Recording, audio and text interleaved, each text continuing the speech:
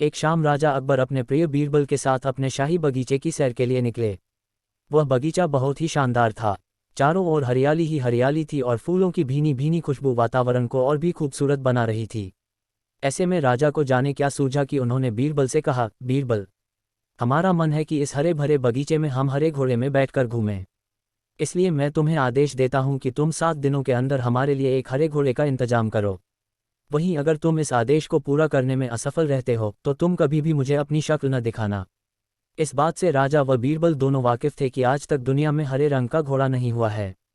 फिर भी राजा चाहते थे कि बीरबल किसी बात में अपनी हार स्वीकार करें।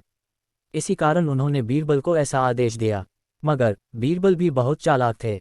वो भली भांति जानते थे कि राजा उनसे क्या चाहते हैं। इसलिए वो भी घोड़ा ढूंढने का बहाना बनाकर 7 दिनों तक इधर उधर घूमते रहे। 8वें दिन बीरबल दरबार में राजा के सामने पहुंचे और बोले, महाराज, आपकी आज्ञा के अनुसार मैंने आपके लिए हरे घोड़े का इंतजाम कर लिया है, मगर उसके मालिक की 2 शर्तें हैं। राजा ने उत्सुकता से दोनों शर्तों के बारे में पूछा। तब बीरबल ने जवाब दिया, पहली शर्त यह है कि उस हरे घोड़े को लाने के लिए आपको स्वयं जाना होगा। राजा इस शर्त के लिए तैयार हो गए। फिर उन्होंने दूसरी शर्त के बारे में पूछा। तब बीरबल ने कहा, घोड़े के मालिक की दूसरी शर्त यह है कि आपको घोड़ा लेने जाने के लिए सप्ताह के 7 दिन के अलावा कोई और दिन चुनना होगा। ये सुन राजा हैरानी से बीरबल की ओर देखने लगे।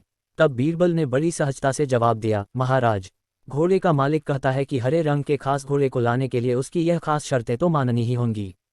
राजा अकबर बीरबल की यह चतुराई भरी बात सुनकर खुश हो गए और मान गए कि बीरबल से उसकी हार मनवाना वाकई में बहुत मुश्किल काम है।